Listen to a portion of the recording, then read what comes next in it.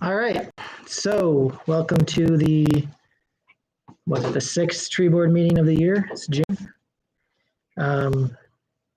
Call to order. The meeting's it's noon right now, so roll call. We have Dana Mulder. Here, yep. Sue Irish. Here. On the phone, Cece Johnson. Yes. Mark Gilbert. Here. And Jeff Granger had called me. He is not be able to make it today because of his workload. All right, so I would like to make just one amendment to the agenda under new business. We're going to have a preliminary conversation on the bluff situation, the moratorium on the bluff, and looking at the vegetation management policy we have for the bluff and seeing the best ways to move forward with amending that policy or thinking creatively for a new policy. So we'll have a preliminary discussion on that, and then we'll come back to another tree board meeting for a more in-depth conversation. So hearing that, is there a public comment from anyone in the audience here that wants to speak to any of these issues? I mean, so you don't have to wait till the end. I imagine you guys are here for the bluff, or you are, yeah. Yeah, sorry, Gary Stewart here. Well, Gary, we have a couple people in the audience first, so we'll take them first, and then we'll go to the phone afterwards. Very good, All right, thank you. sorry, Gary, thanks. Okay, my name is Jill Whalen and I live at 5244. And I was at the meeting the other night and I did hear some discussion about, the fact that on the bluff there's weed trees, they didn't call it invasive, but it's not indigenous, and I don't know how they get here if they're not indigenous. I have no idea. But the fact is, I've lived here since 1995, and I have, because I'm down at the end of Fourth, I've been really inundated with water. And cattails are going very close to my house. And I have a weed tree in my backyard that somebody from Mackinac Island, who I thought knew were trees, but apparently she doesn't. She was visiting me, and she said, "Oh my God, what a gorgeous tree you have in your backyard." And it's just one of those weed trees. It's now it's higher than my house, but it gives a lot of shade. Okay, what I wanted to say was I tried to walk up the bluff because I saw there's the cattails, then there's a walk up the bluff, then there's a big area about from here to here that's flat, and then there's more bluff. And I'm looking out my kitchen window, and all of a sudden I see this gigantic bush that I have never seen before in my life. Probably because it was too low, because the cattails had grown so high and died. So there's all these dead cattails.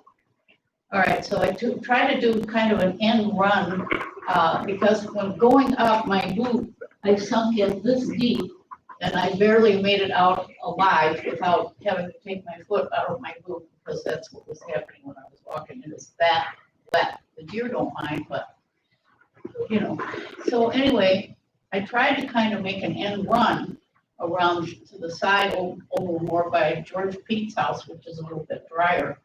And I came upon the same bush.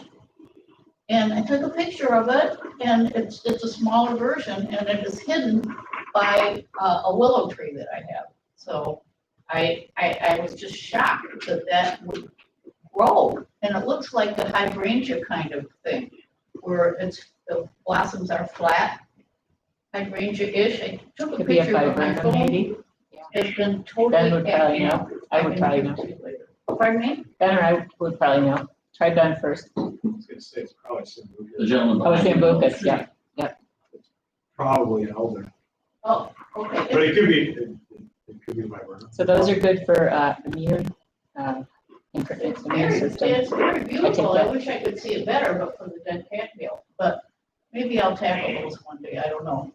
I just want to say that when people are, for me anyway, my experiences is when people talk about planting things on the bluff, they don't ever live.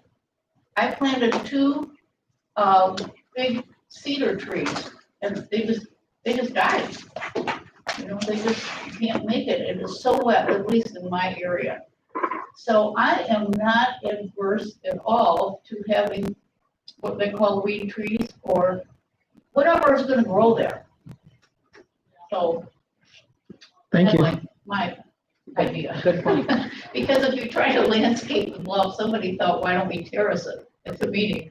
No, the bluff would not do a terrace. Well, I Thank think you. what you're talking, can I talk now or? Well, I think we should get, let's see the public comment in and we'll talk about the bluff at the end. Yeah, thanks. So, Thank you, I'm Jill. just saying, that's my experience. Nothing that has ever been planted, at least in my area, has ever lived. It's just the stuff that wants to grow there.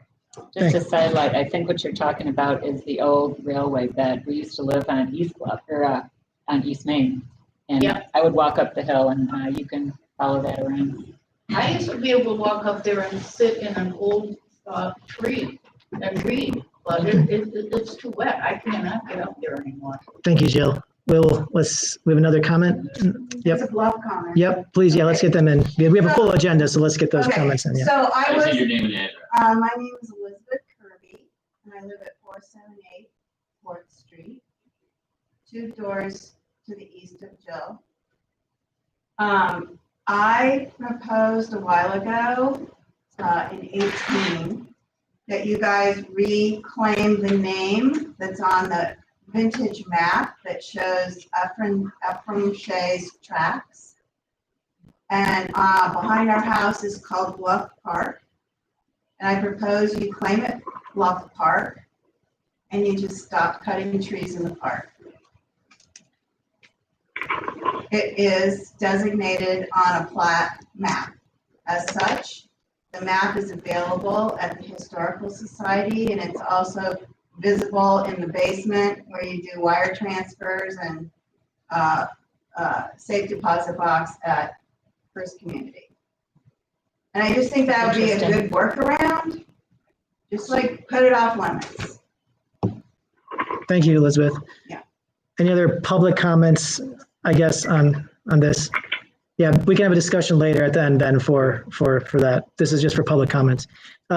Gary? I'd like to make a comment Oh, Cece.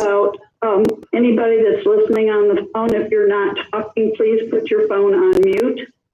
Thanks, Cece. Is there anyone on the phone? I believe Gary Stewart, you're on the phone. You had a couple comments. Gary Stewart did send us an email, a message, and I can put that on the screen, but he will talk as well. So go ahead, Gary. Sure, thank you, Victor, and I can be brief. My public comments really are articulated by the letter that I have submitted today to the tree board. Victor may be putting that up, and it's a letter which basically asks that the tree board of the city consider the unique nature of the Shea Park area. That's that wooded area just to the south of Pine Street, when the new rules for trimming are developed.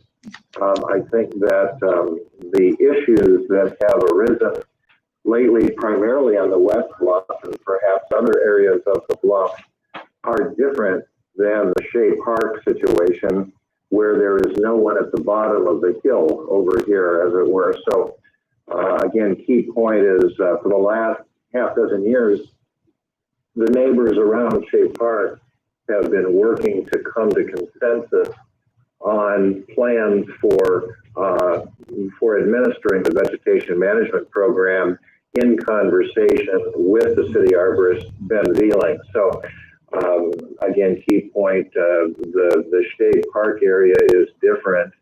The neighbors have been working in harmony, and we would hope that the rulemaking bodies consider the differences of the Shea Park area as they go forward to make good policy on the bluff. And the further details of that position is characterized in the letter that I have provided.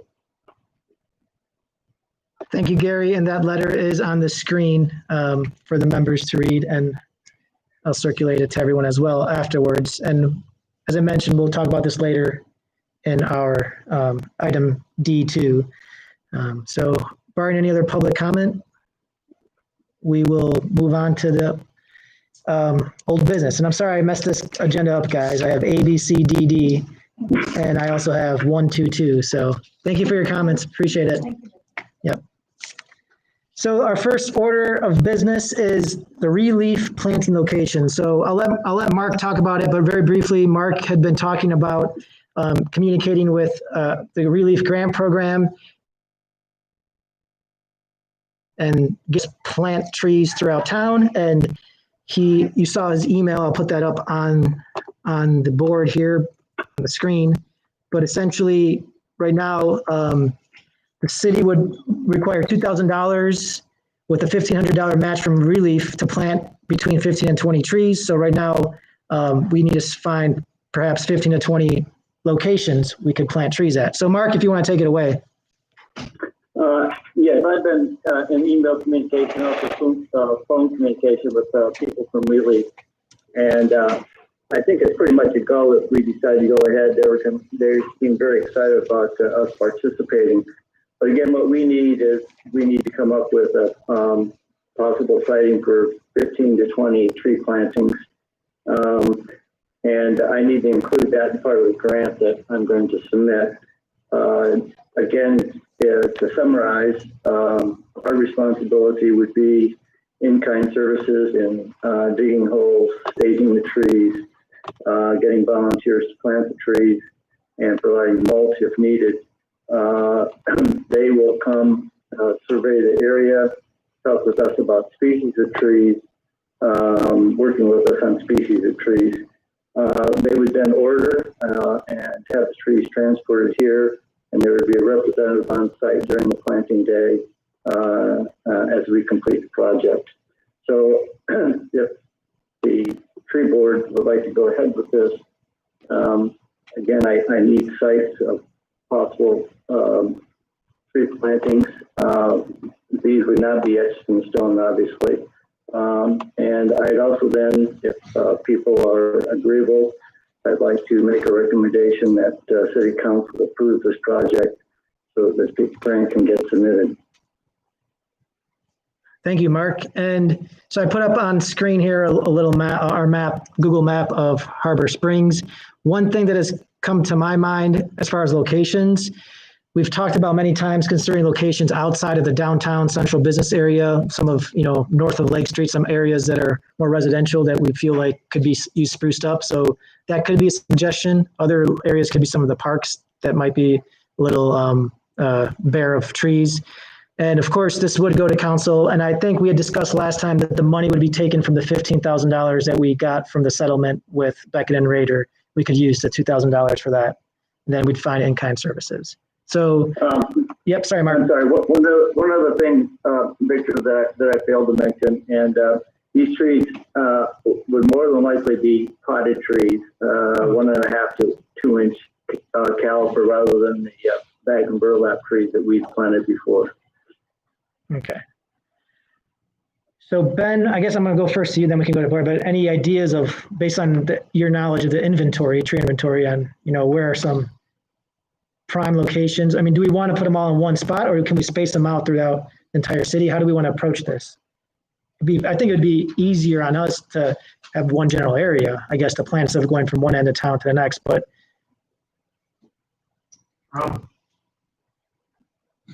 it seems like we have a lot of projects in different areas that would take up for spreading things out over a larger area. We've got Third Street, we've got Travis Street, we've got Main Street. Then speak up, they can't hear Oh, I'm you. sorry. And you might want to move up to the front row, actually. or join us up here. Yeah, because otherwise Ryan is right there. CC and Mark are going to be We are. frustrated. Here, let me grab that microphone. There, pass it, yeah. As far as it can go. Can't get too close to that. She's handsy. Yeah, watch out. I think we have enough projects all over the city that we can spread stuff out. I don't think there's a problem putting stuff close together in one area.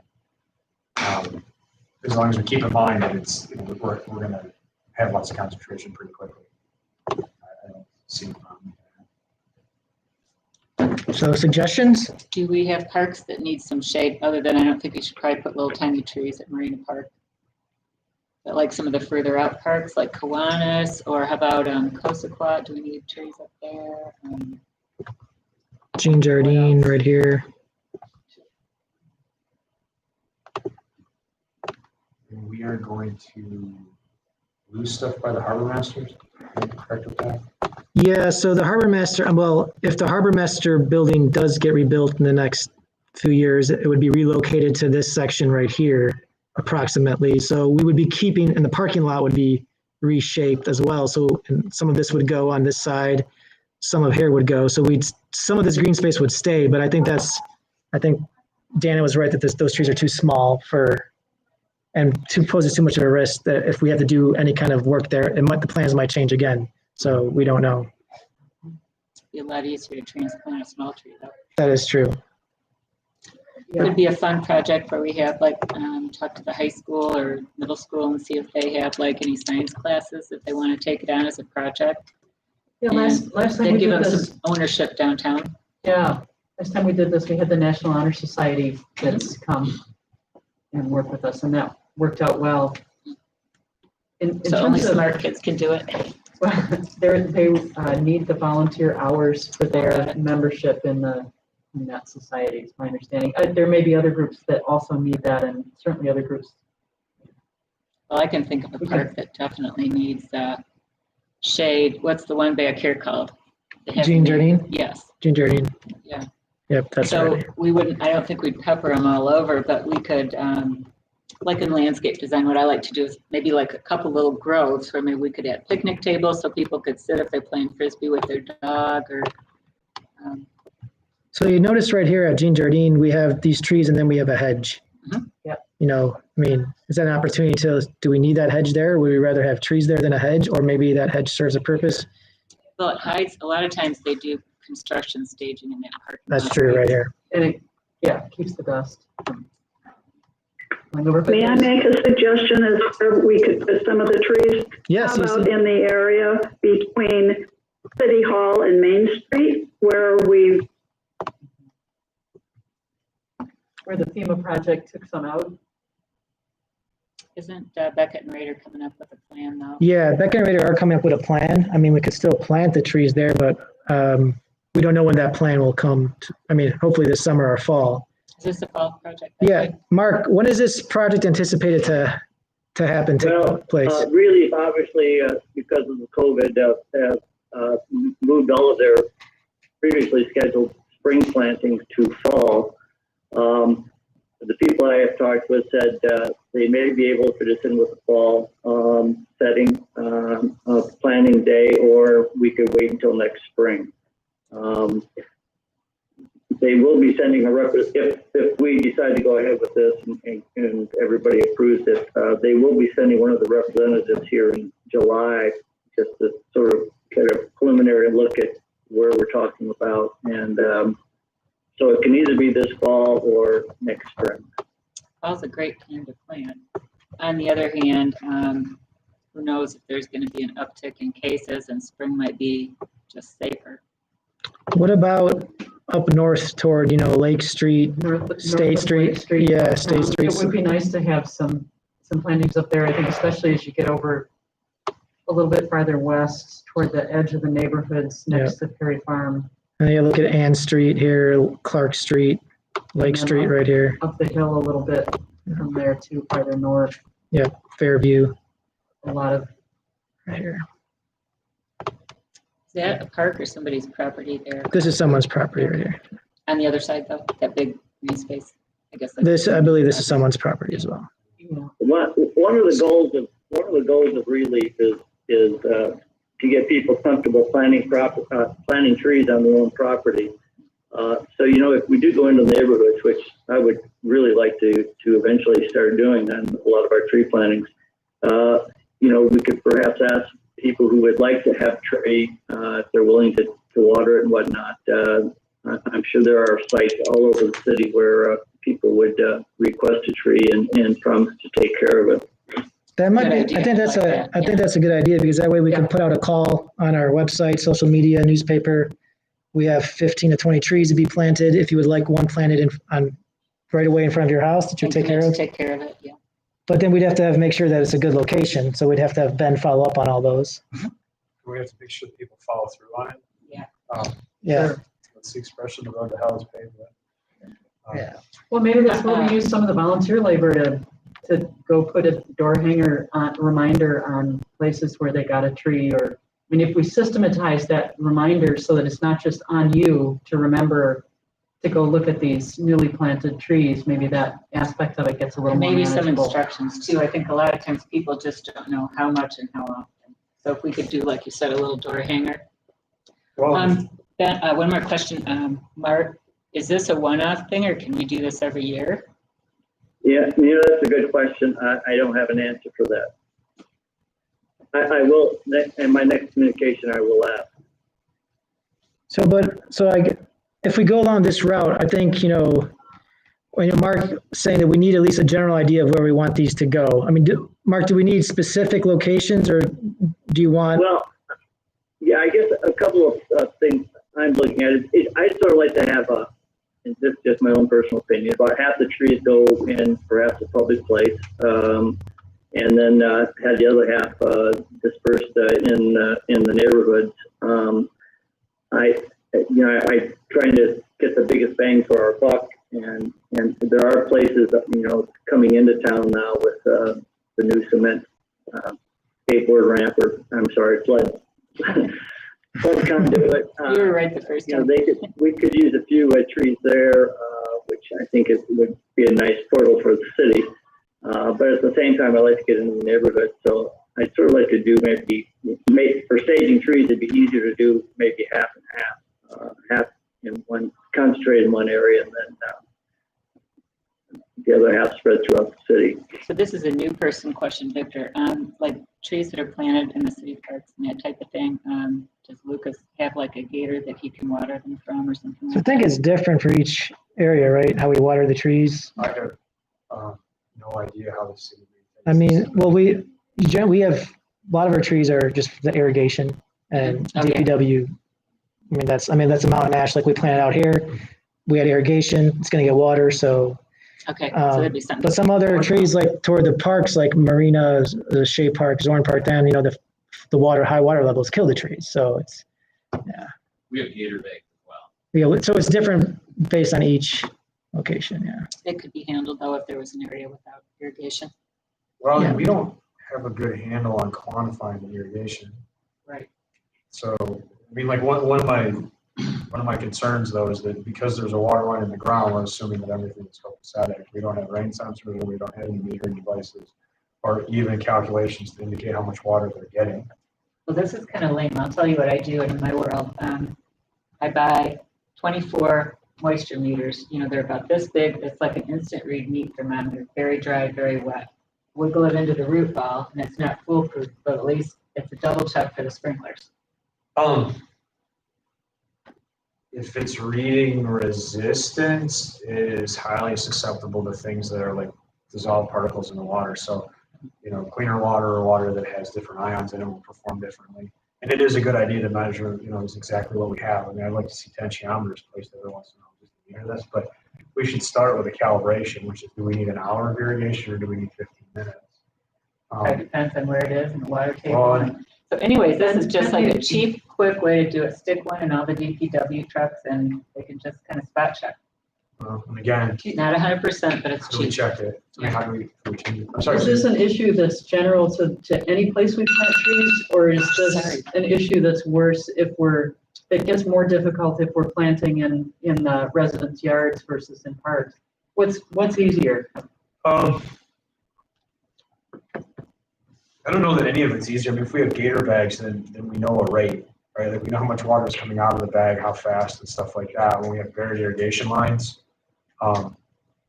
we have no idea. I mean, if they take one turn around the stem as opposed to 4, that makes a big difference in how much water is going out, or if it's in the middle of the run or an end of the run. The other thing that we really have to think about too is that we had some really interesting symptoms of herbicide damage out in front of the Catholic Church with the trees that the National Honor Society planted. And it could be from several different sources. One of those could be from applications to the lawn, but that could also be from using too much water that's either fluorinated or chlorinated, because those are both phytotoxic. So water is important, but too much water is poisonous. And so we got to make sure that we've got those quantities that are dialed in. Sometimes there's a mentality where if we have irrigation, everything's perfect, and it's just not true. It's like anything else, the dose makes the poison. But I think maybe we can figure out the locations, and then those are locations we want. figure out Yeah. then how we water, how we're gonna get water to it. I think that's, I mean, if Yeah, we- in the long run, it sounds like it'd be good to go after a grant to improve the infrastructure that we need to support the trees that we Right. plant. Yeah. That shouldn't, Mark, wouldn't you think somebody would want to give us money for that? I don't know. I have no idea. I'd have to do some research. But all right, I think just for this conversation, let's choose, I think Mark's idea is a good one of splitting it for public space and splitting it for, throughout the neighborhoods. I think I would support have half the trees here at this green space between Main and City Hall. And then we can incorporate that into whatever plan that Beckett and Rader develops.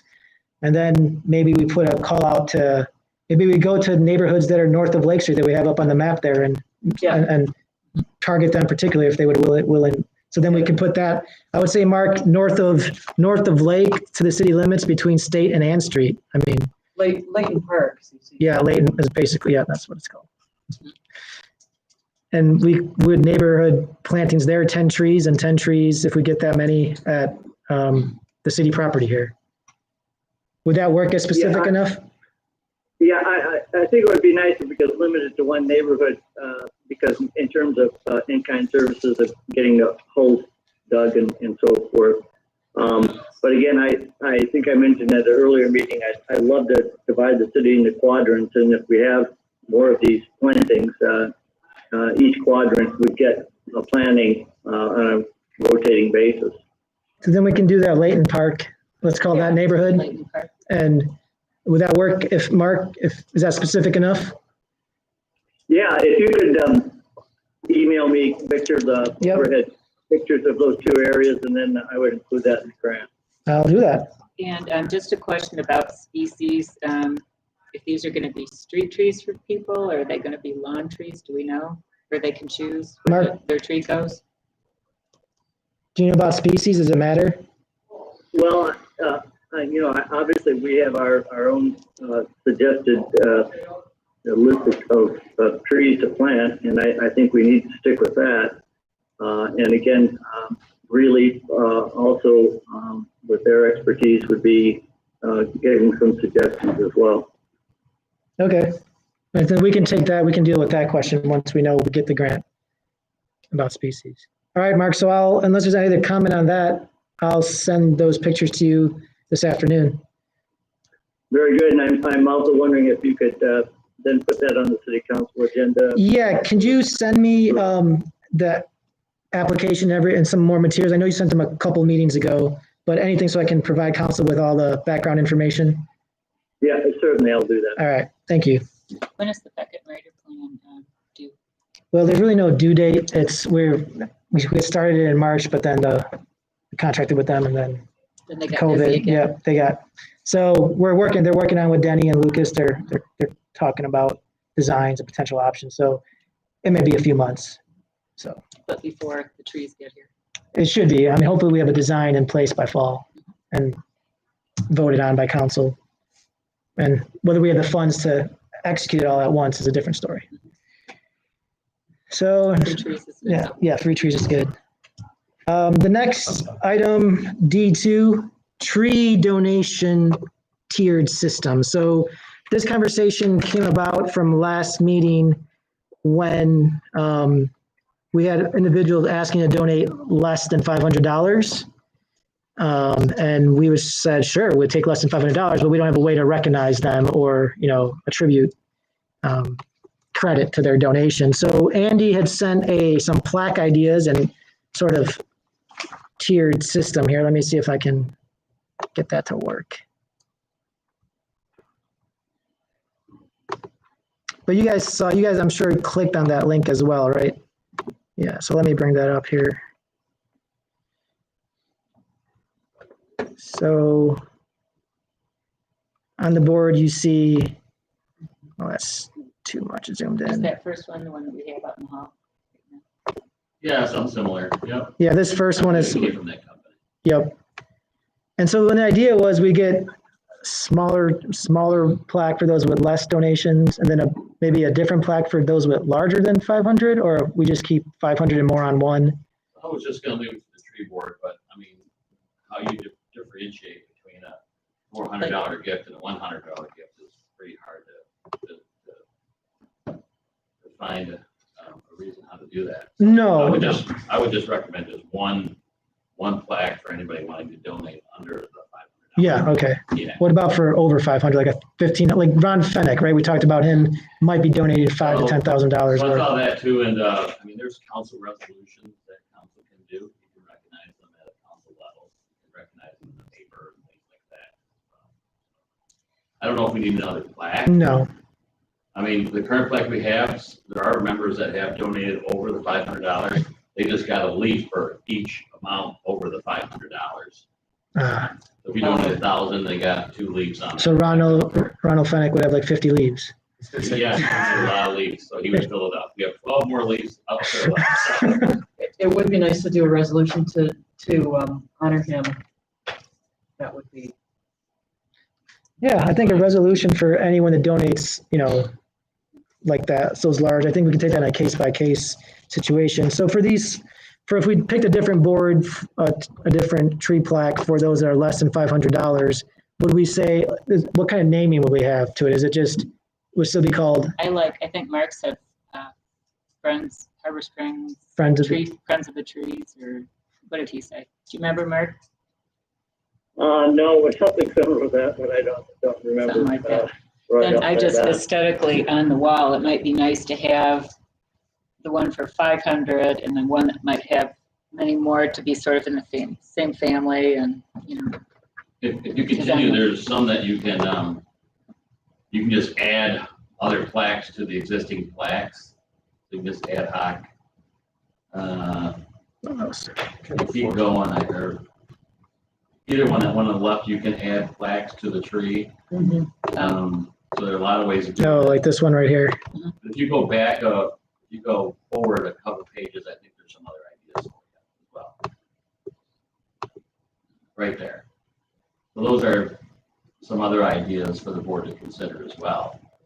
So if you run out of space, you can just buy another plaque and add to it.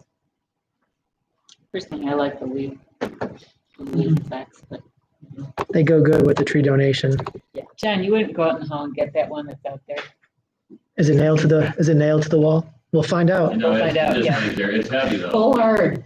It's I was gonna it's say, not light. Break a hip. the extra points for breaking it if it is nailed. No, it's not. And it is up to date, so. Good. Where do you want it? Show and tell. Yeah, just so we can see. So it is shaped like a tree Yeah. based on the leaves coming out. So what would look good with that? So that. So that's like this one right here. That You one. can just keep making the field go. There are some trees that you can do that. There's also $25,000 that fill the whole wall. They're beautiful. Yeah, we won't get crazy at this point.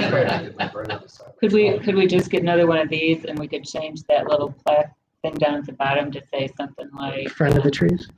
Yeah, Friends of the Trees, and then another one, what is the $500? Donated tree. They're the donated tree. Donated tree, yeah. Honorees. They're the honorees. Yeah, That's fine. I'm fine with that. CC or Mark, any comments on the phone about that? No, I think that's a good idea. Just to sort of follow up on this, again, I think it's a great way to get more people to donate money towards trees, to have the category less than $500.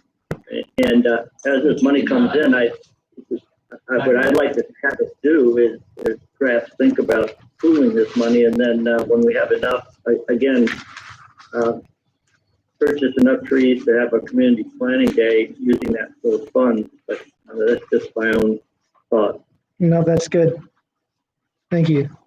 CC, any thoughts? No, I think it's a good idea to have a plaque Okay. for those that donate less than 500. But in a way, I'd like to suggest that they have to have at least 100 Yeah. to be on the plaque. So I can't donate a quarter and get on the plaque? Excuse me? I said I can't donate 25 cents to get on the plaque? No, or not $25 either. Okay. so at our last meeting, we had said Friends of Harbor Springs Trees. Yeah, So maybe that's nicer than saying, oh, well, you didn't donate a whole tree. You know, right. Yeah. whatever. So $100 limit. So, all right, between 100 and 500 gets you on the Friends of Trees, Harbor Springs Trees. 500 and more gets you on honoree. Big donations on a case-by-case scenario get recognized by council. And yeah, I think that's fair. Anyone disagree with that? No. Does the board want that one on the left or? Oh, yeah. one up there?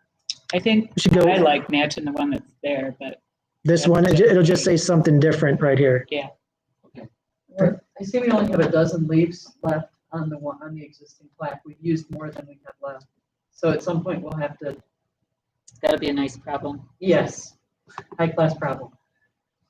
Maybe we can eventually also post them at, if we get to that problem, different buildings around town as well that might be used. I don't know, skate park, Kiwanis Park, Ford Park. And you have, when we get to that problem, if we don't want That'll to be good. declutter. When, I didn't say if. I said, I think we're good on that. Okay, moving on to D3, old business, the tree plan, value of trees. So I just want to go over this briefly. My big thing is I would maybe ask for a specific member if they want to take control to edit this. So what I did, I searched a bunch of different tree plans and looked at the value of trees that they put in, what they put in their plans. And I wrote it up, and I have a lot of different values different reasons why trees are beneficial. But I feel like it could be worded more specifically as well to Harbor Springs in a way, and maybe a little more expertise behind it than I have about the value of trees. I've written actually about this topic any number of times. I'd be happy to do it. Okay, great. So We used to have to do these. I can pass that on to you, but let's just go over it, Yeah. what I already have, and then you can just, improve on it. If I could mention one thing, Yeah. I would like to put an A in front of aesthetic. That's how you spell it. Well, it's actually, there's two different ways. A is the British English way, and then I searched it up a lot. Yeah. Oh, okay. Yeah. It's, I spelled it. yeah. No, it's all right. Yeah, No, okay. it's weird. It's weird like this, but yeah. So shade and air temperature, as you see here, trees can provide shade for heat relief. We'll see heat relief and reduced air temperature, et cetera. Some stats there. So I think that's one big benefit is shade and air temperature. Aesthetics, I didn't know what to write about that because that's very subjective. So I think it needs to be carefully worded. I And made a bunch of notes. I can send you Sue. Yeah, that'd be great. But there's a huge literature on measuring aesthetics and Visual describing, quality, discussing, all whatever. that kind of stuff. So, Yep. thank you, Dana. Ecosystem and wildlife. Of course, we're talking about forest connectivity and the way how trees provide habitat for certain species. Air quality, produces oxygen, removes air pollutants. Of course, I'm just citing studies that other tree plants have cited, so I'm not double checking those studies myself to see if they're valid or not. But that's what we have. Some of these also come from the Arbor Day website as well. Storm water management, it helps deal with runoff. There's some interesting facts here from the U.S. Forest Service, whether they're accurate or not. The Forest Service estimates that roughly 100 mature trees can intercept 100,000 gallons of rainfall per year. Do we need to include all that? It'd be nice, but are they accurate? We want to make sure that too. Erosion control, I put a shoreline question mark. Tree roots help stabilize hillsides and steam banks, but to what extent? That's another Sure, question. sure. Energy savings, of course, this all depends on where and how the trees are placed and what types of trees and et cetera.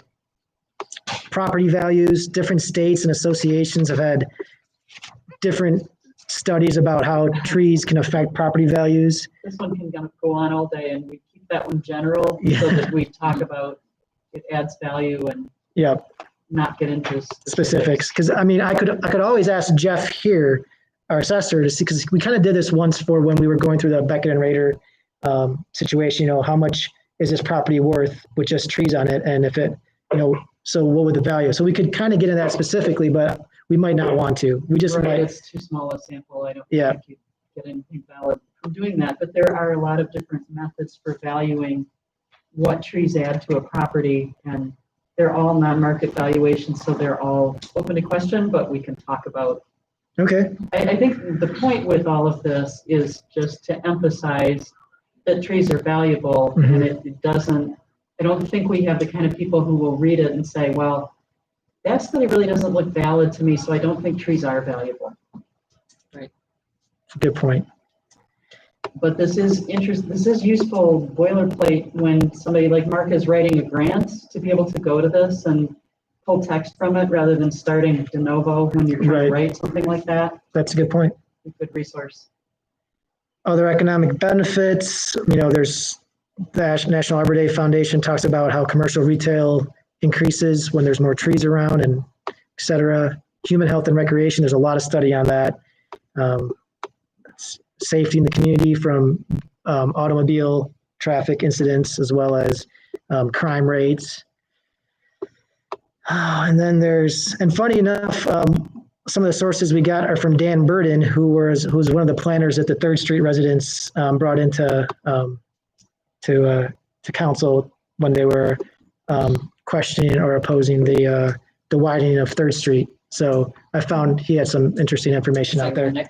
Yeah. So, but anyway, so that's what I have. So if I feel like I did an okay job trying to collect the sources, but I think it could be a lot better. So if you would definitely pass that on to Sue, and maybe next meeting we can bring that, or whenever, it doesn't have to be a next meeting, but.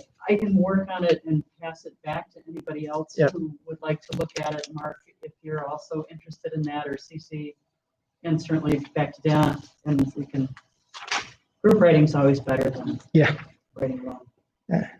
But sometimes too many cooks in the kitchen. So I'll send a Word position. I'll send a Word. Bring out the control freak in me. That's another story. Send us read only. Right, that's right. Locked, really? Oh. So is this intended to be like a preamble then to guidelines type of thing? There isn't, so the way that, and we can always work on the structure later, but let's see, tree advisory board, where's the tree plan right here. So when we first started talking about this on the tree board, I presented just a brief outline of what it could be. So introduction, then the value of trees, and then the current status of our tree inventory, then planting guidance, maintenance protection procedures, planting needs and challenges. We already have done existing potential policies and ordinances, education and public outreach, budget and funding, and then goals and action items. So we kind of have this outline, and that could be changed, but it's kind of what we just agreed as a template to help guide us. So, all right, I think that if I'll pass the Word document on to Sue. Mark or Cece, have any questions or additions to that? No, I think it's really good, and again, it's always helpful in some grants that they want you to justify, why you want trees and all of this. But I mean, I can go to many different sources and find it, but to have it all in one place is very helpful. Great. Thank you, Sue. All right, let's move on to the next topic, which is new business, tree board bylaws. So, of course, I haven't formally approached council on this, but the idea is to put, we are a board, but we are a board kind of that's disorganized a little bit, not as much direction when it comes to running the meeting. So I think if we had bylaws, it would definitely help us in our meetings, but also in the appearance of being more official to, the public and other entities. So Andy kind of worked on this. He kind of piecemealed bylaws from what we have in some of our current existing bylaws from like the Harbor Commission, Planning Commission, and then with other bylaws from other towns. So yeah, Andy, where'd you get that one? I did just a standard Arbor Day. or whatever. Yeah.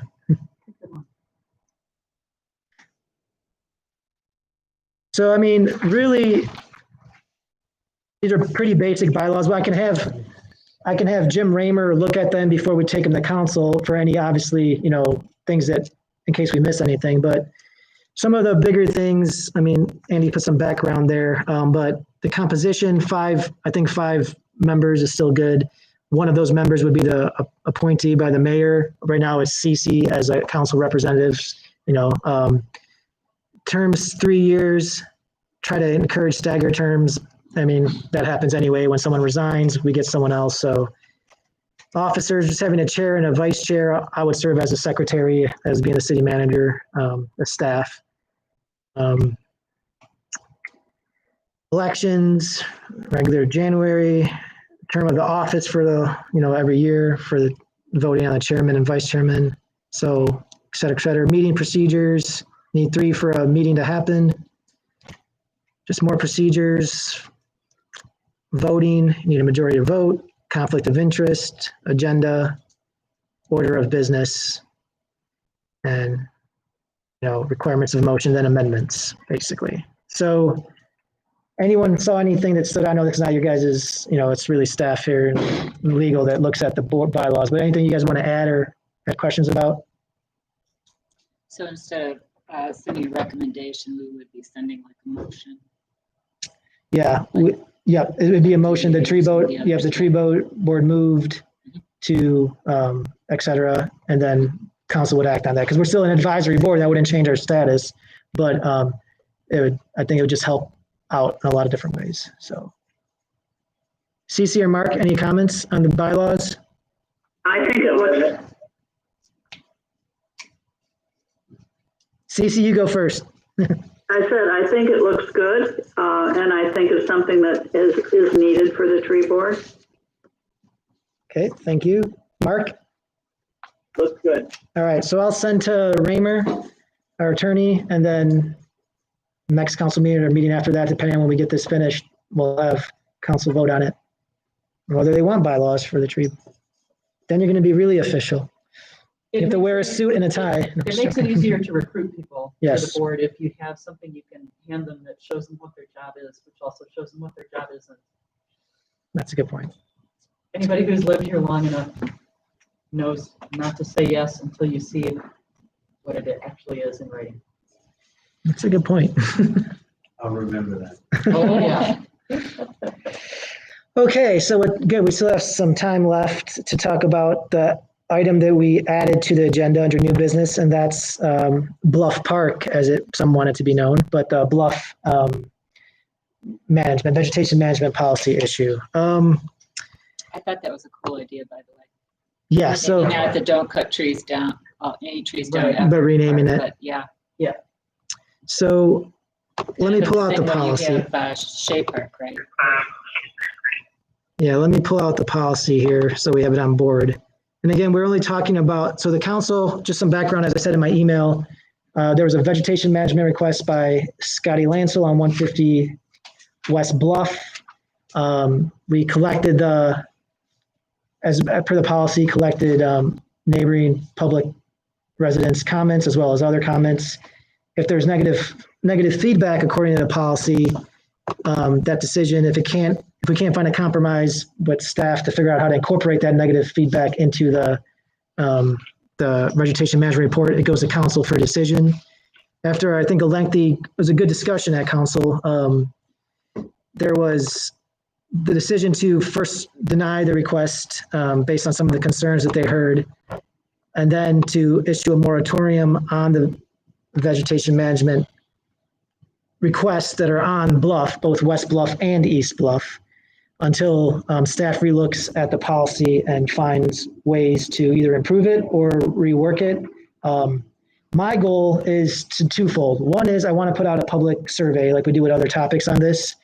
Just put it out to the community, get their feedback on, what they think. This is obviously, you don't want public opinion, necessarily the vocal minority, to control something, but that public opinion will help drive the policy, at least give some context to what the people are thinking, and if they're understanding or misunderstanding things. But my second goal is to present all the options to council at a future council meeting this summer about what our options could be. It could be a light edit, a major overdue, complete moratorium forever, or a complete free-for-all. I mean, I know those are ridiculous, but you want to give council all the options. So my first preliminary discussion here with tree board is it's kind of written in here, but what are our objectives with this policy, and especially concerning the Bluff? And B, what are the best ways to achieve those objectives? Yes, John. I have some involvement with this policy. And part of what I tried to change, never passed muster, but I think it's misleading to call it vegetation management policy.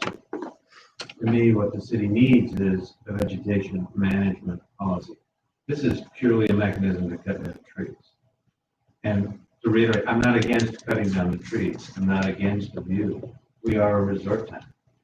How do you get to the end product? But if you're going to put out a survey, that's great. Let's really get some input. And wouldn't it be nice if we could get to the point where this doesn't come up in another 20 years or 10 years or 5 years? Because the city has a policy to manage city property, and it's not based on an individual request. We agree on what the city needs, what the city wants, and how we're going to get there, and how we're going to maintain it. So I tried to make that change, policy to cut down trees. Well, it didn't fly. But this policy is about cutting down trees, about thinning things out, basically about getting a view. As you consider a policy, let it be for vegetation management from the ground on up, including the trees and including the view. Thank you.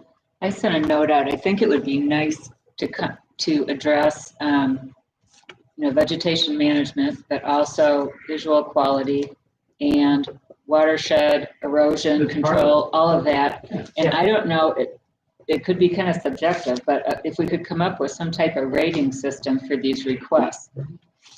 Victor had suggested maybe the city just takes over management of the bluff, what are we calling it now?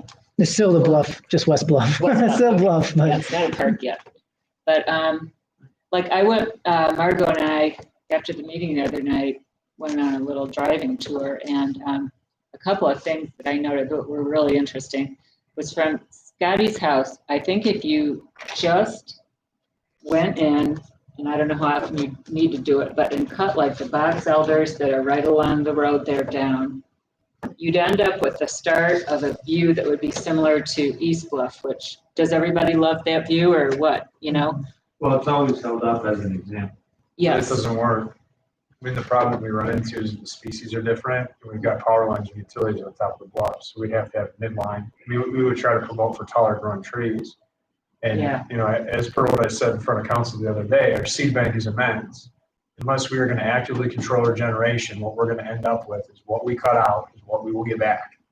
So Norway maples, box elders, So it sounds all like the stuff that people are dumping out of their yard waste on West Bluff, that's going to be what we keep growing. Tashkent honeysuckle takes over when we have large clearings. So what's been done at Shea Park then? Did you go in and Gary can talk Yeah. to that if this is an appropriate time to let him do that. yeah, Gary, are you still on the phone? I am. I'm on the phone. Can you hear me? Yes. Can you hear me? Great, sure. And I appreciate this opportunity to talk to you about it. So where to begin? I guess where I would begin is with the old maxim that if it ain't broke, don't fix it. And I think as regards Shea Park and our area here, there's a lot of reasons to view it over the last few years as not broken. What do I mean by that? What I mean by that is that all of the neighbors involved, and some of them have obviously differing or unique goals and wishes with regard to, in some cases, a view they would like to have a view both into the park, so it's not just a wall of vegetation as it was 10 years ago, but actually you can see into the park, which is a more pleasing view. But also actually look through to see the bay, which people like, and it's not too hard to obtain. We have that currently where people on Pine Street have a nice view through the park and can see the bay. It's natural that they would wish to have that. They're willing to pay for that. They have paid for that. No city dollars have been used, and it's been it has met the neighbors' wishes. It's been harmonious in its process. We get together at least once a year with a neighbor meeting, and we do that with the arborist, Ben Vealing, who's able to give us scientific and management and true arborist input, learned input, and then we come up with a plan. And so what has been the result? I think what's been cut, a lot of invasive species have been cut and removed. Mostly what would be commonly called brush has been removed. So, you quickly in this conversation get into a discussion of what do you mean by a tree, so cutting out a whole lot of maples that have popped up in the last couple of years is not really cutting a tree. And so we've been cutting a lot of brush. There have been a couple trees taken out. There have been efforts to raise the canopy in some areas. So not taking out trees, but taking out some lower limbs, which also is protecting, and it's been an environmental goal, of course, and it should be, to protect the tree canopy in Shea Park. So I'm kind of rambling here, but how do you combine the goals of environmental protection, meaning preserving and supporting the tree canopy, number two, getting rid of invasive species, along with the social needs, which is giving neighbors a way to pay for an enhanced view if that works. And then, of course, all the time considering erosion control, which we have to do. And we've been mindful of ground cover, needed ground cover, root structure, all of that, because obviously erosion is important on the bluff.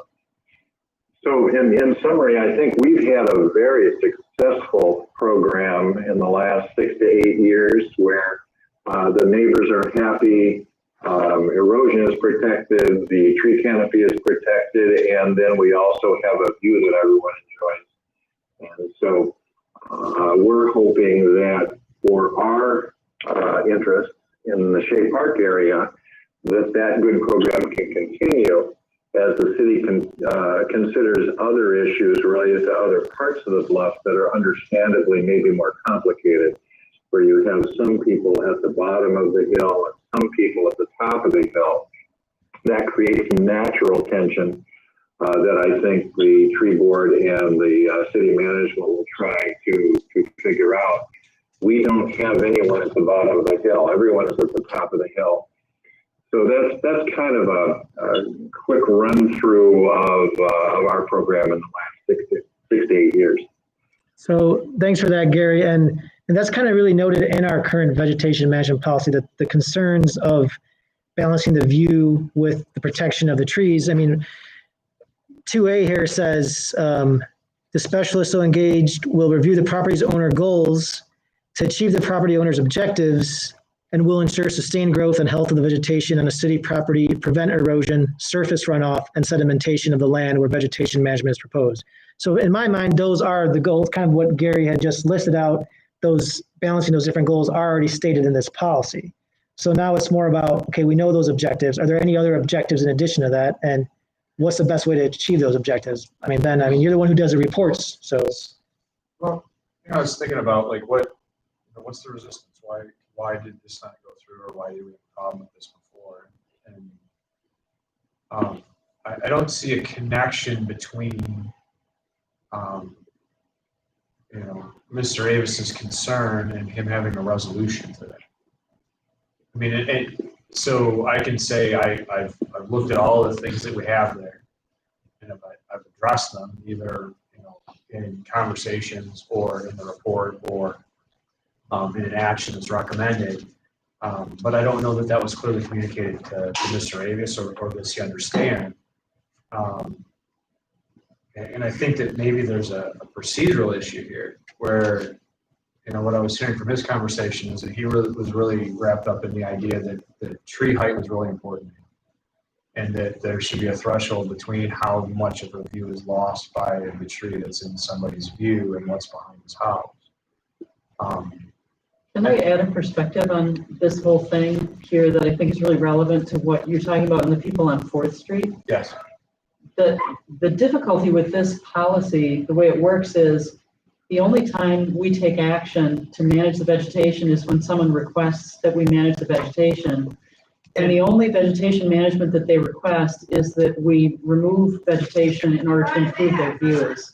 We're not working the other end of the equation, making decisions about, in this area, we need to encourage this species or discourage that species, or whatever the case may be. And we are doing that with the processes that we carry out. I mean, so by releasing the forest, we're letting other things grow. And we're trying to transition from a higher canopy to a lower canopy so that we have, fewer decaying trees hanging over houses and things like that. Sure. I still think, I would take exception to that. I'm sorry, go ahead. well, I was gonna say, I don't think that we're communicating to forestry residents correctly, some of the things that are the benefits of what's going on. And I don't think that we've addressed the differences between what has to happen in past policy and this policy.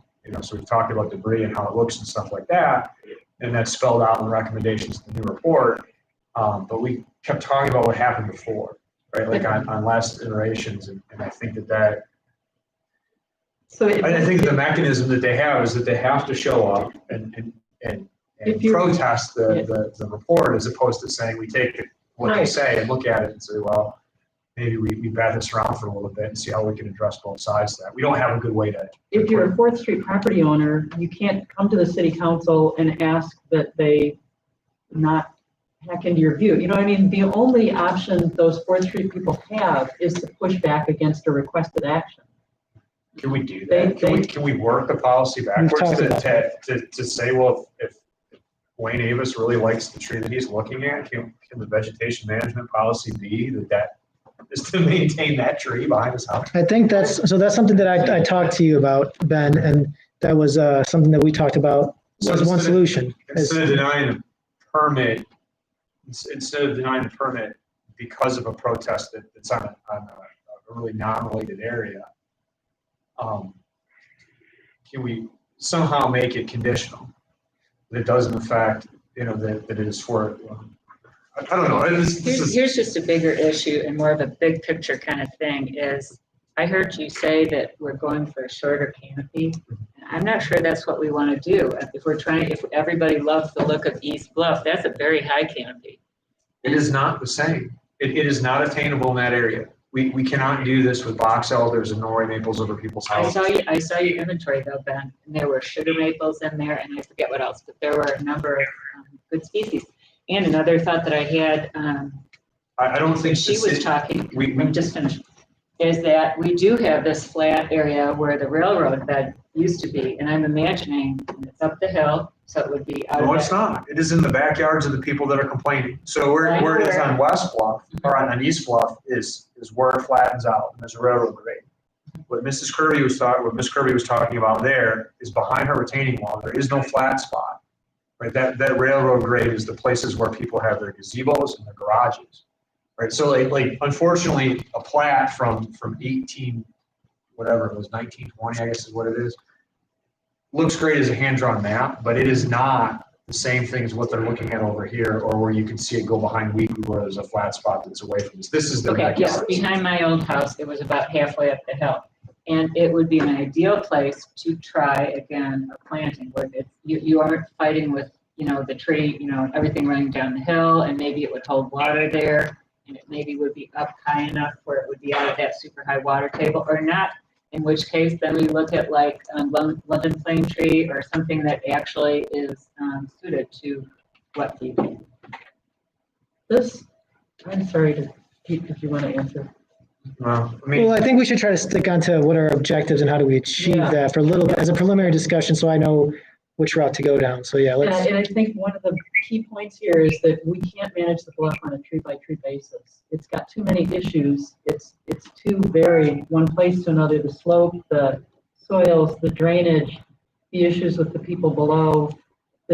One of the other things that we haven't addressed in previous policies is what the bluff looks like when you're looking from downtown toward, up into town. When you come into town on a boat, you're looking up and you can, it's probably just me, but I look at that and I say, geez, who's managing those trees up there anyway? And yeah, Marco and I actually did a 4th Street drive-by, and it's really funny because it looks very lush and thick and forested down there, from where we were looking. But let me ask Mark and Cece. Mark or Cece, do you have any comments on the phone? No. Okay. Cece? No, just listening. Okay. Shake hands. Sorry. No, that's okay. I was just, one more thing is, could we not have the city manage it, but let's leave the sugar maples and the red oaks and whatever few ones that are left in there. Can't we leave them?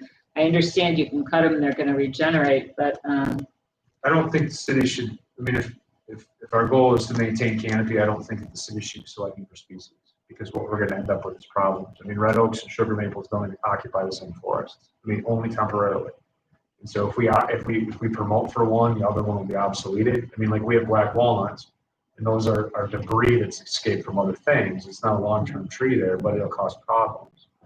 They're also growing underneath power lines, so like, we don't want that tree to get big. so where's the power line? It's up on Bluff, right? The one, well, so for Scotty's, there's actually a power line that runs from Bluff down to 4th Street. And so the problem is that the walnuts are closer to that power line. They're gonna get cut, and they're stump shoots, so we have already got decay issues. But they're also allelopathic, which means that they're gonna promote for other species and they're weak wooded. I mean, they're great in Kentucky where they can grow and they can be open and they can have conditions that allow them to get big. Here, there are short-term prospects that people go, ooh, black walnuts, I'd like that black walnut. Well, you know, on our part of the Bluff, we had sugar maples and red oaks living very happily together, and it was beautiful. And I just don't see why we have to cut those trees down.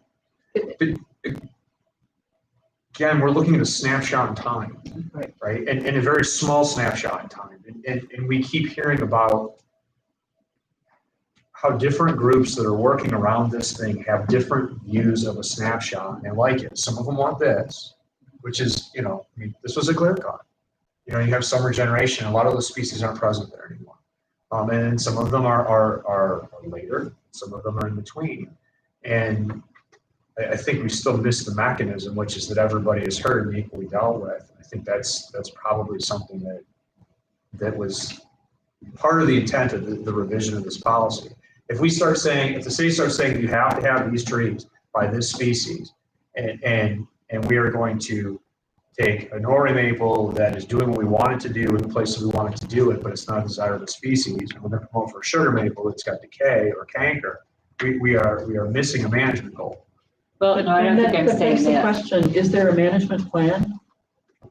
Is there an overall goal? Because all of this arguing about which species, it gets taken care of if there is the kind of ecosystem stewardship plan that you have to do. For instance, if you have private forest land enrolled in the CFR,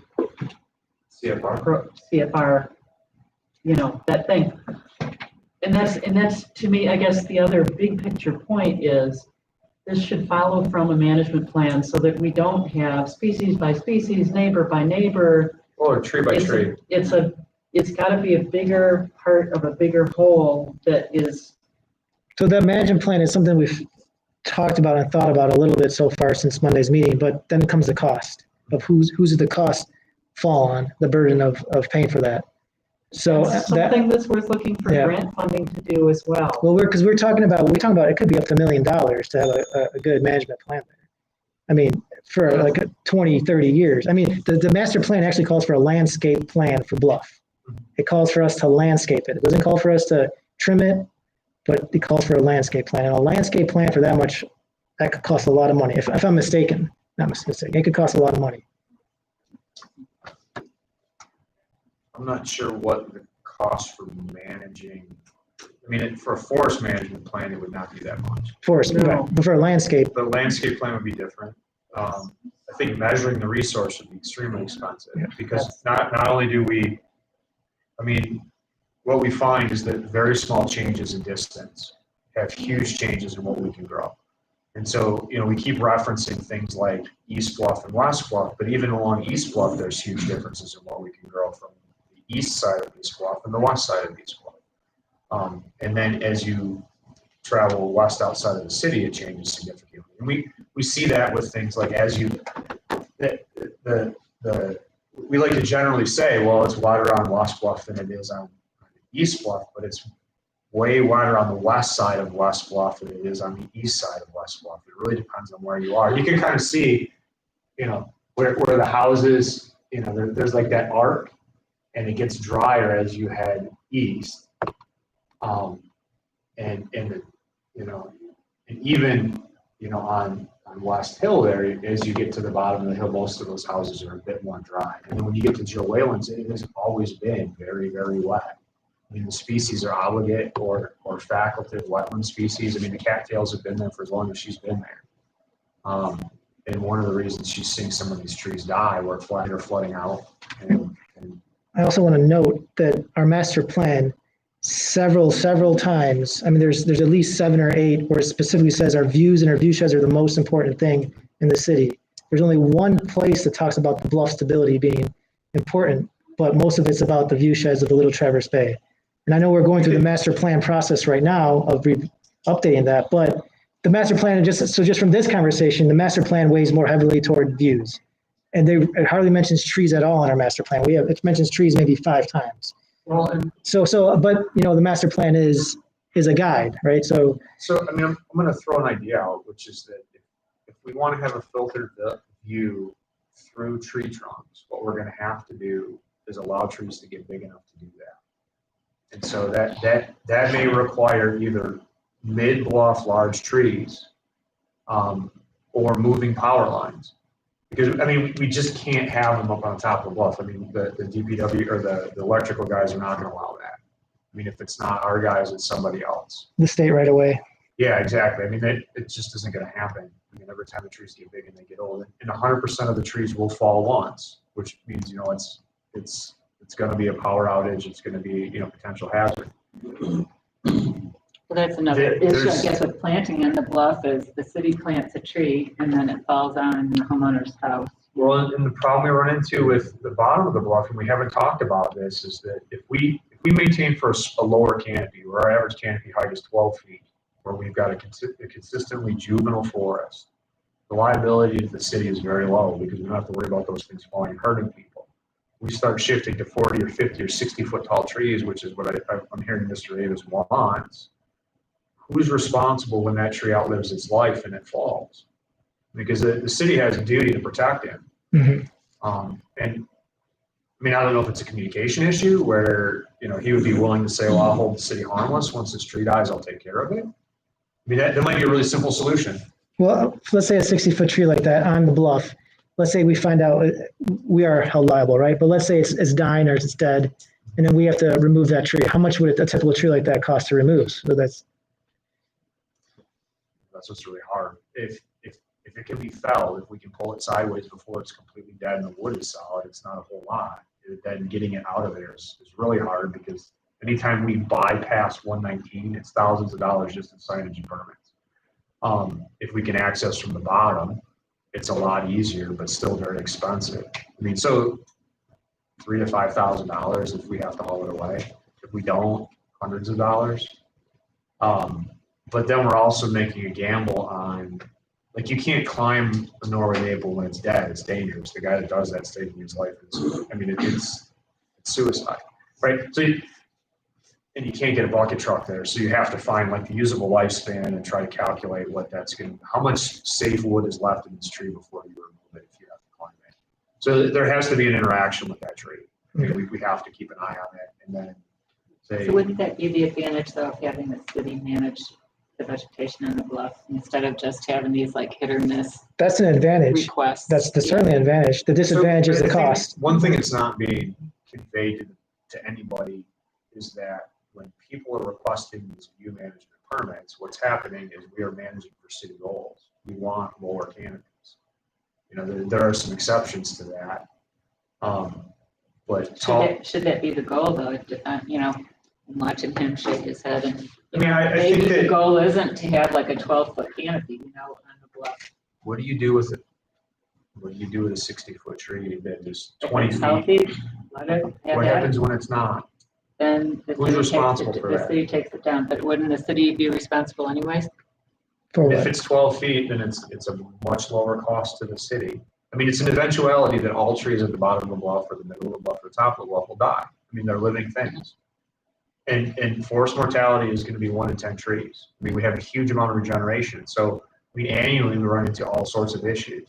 The other problem we run into with tall trees is that we don't actually meet our management goals for things like erosion. If we have an even age canopy, all the leaves are here.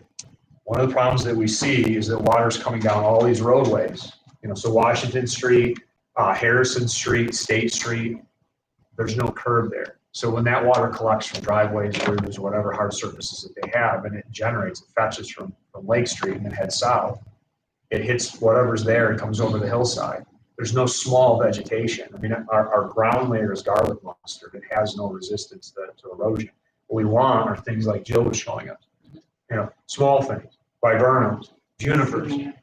Sumac maybe, but only if it were drier. I mean, but so we've got those species in open areas, and some of those things are the places that look the worst where the trees are the smallest, are the places that are least likely to be eroded by surface water, because we've got lots of plants close together, lots of stems. When we get bigger trees like Norway maples that are allelopathic, we start spacing them farther and farther apart, so there's bare soil in between. And so when that stuff comes over the bluff, what we end up with is rilling.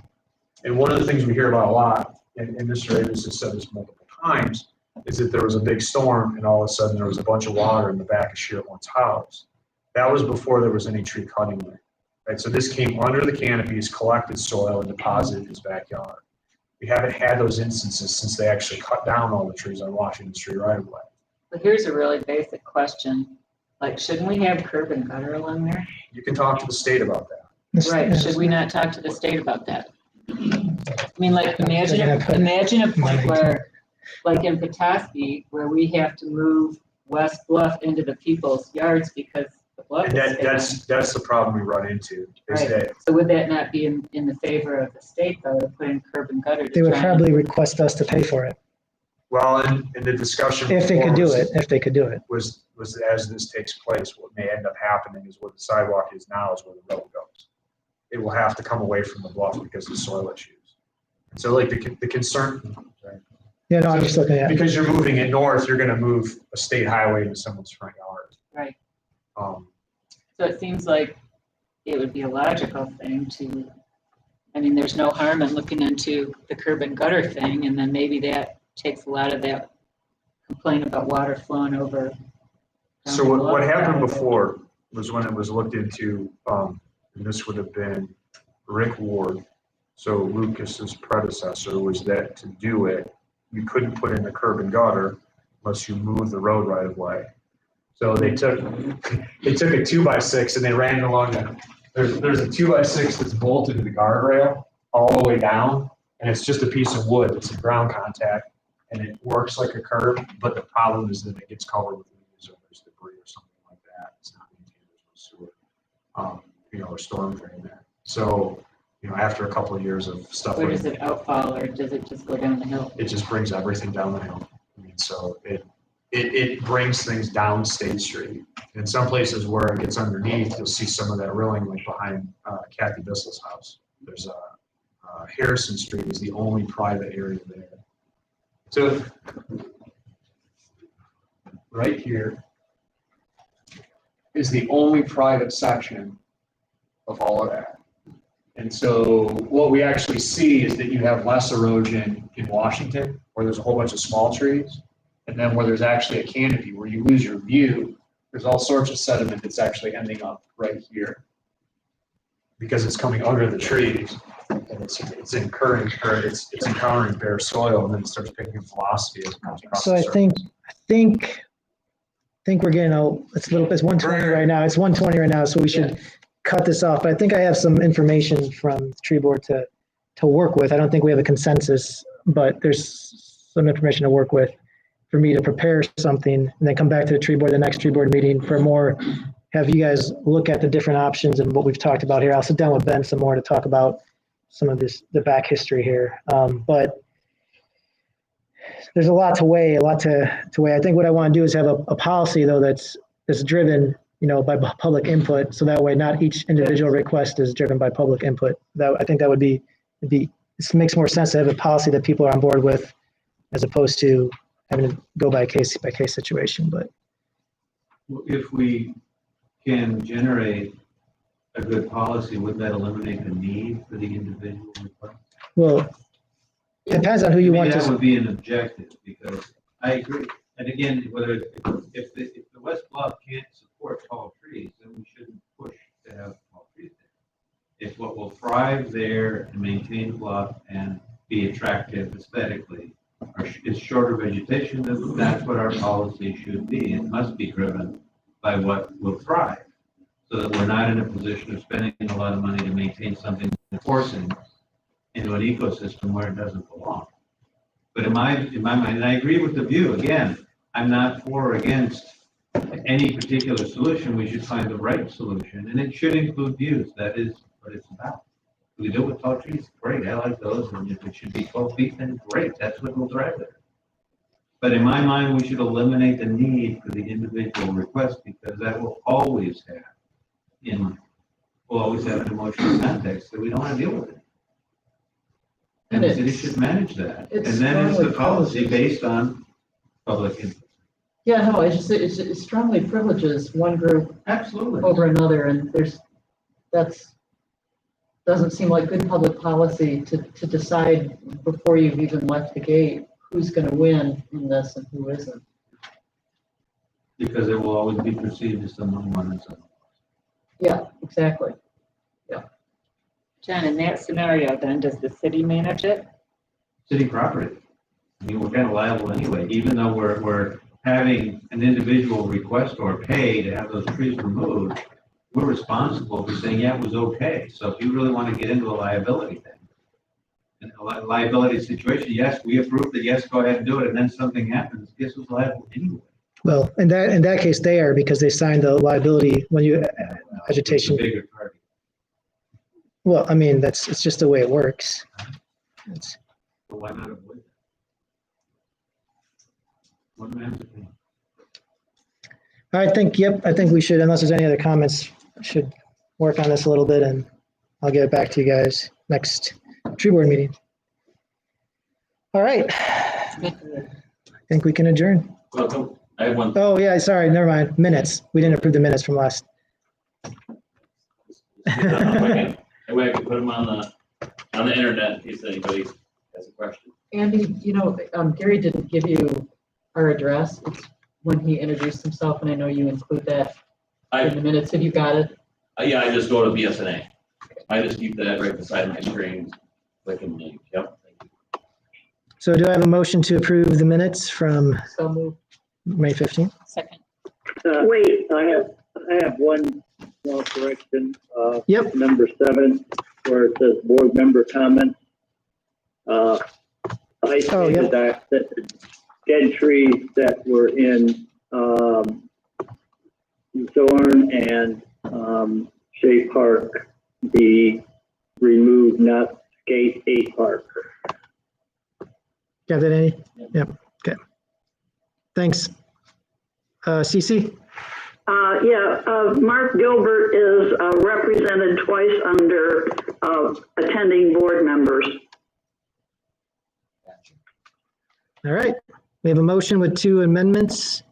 Is there a second? Oh, Dana, you seconded, so amend that motion. All in favor? Aye. Aye. All right. Aye. All right. 4-0 passes. All right, now we can adjourn. Thank you.